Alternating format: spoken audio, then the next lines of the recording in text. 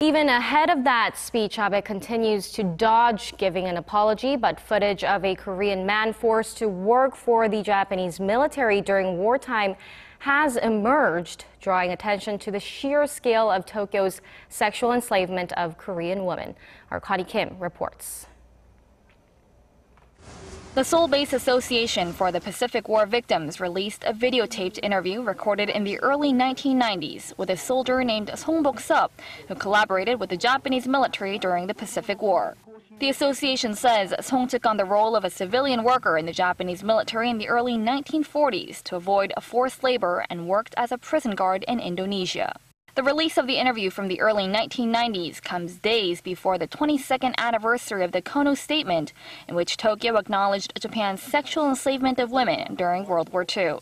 In the interview, Song recalls how Singapore and the Indonesian island of Sumatra were heavily populated by Korean women that had been trafficked in and forced to service Japanese troops.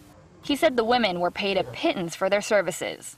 Song said he could not put an exact figure on the number of victims as countless Koreans had been drafted during wartime.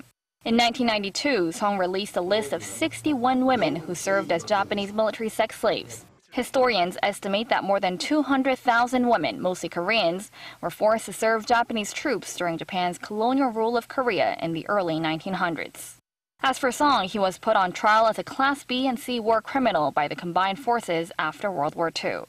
However, he was found innocent with the help of an English prisoner he had met during wartime. Song testified that only 2 Koreans, including himself, were found not guilty in the trial in Singapore. Connie Kim, Arirang News.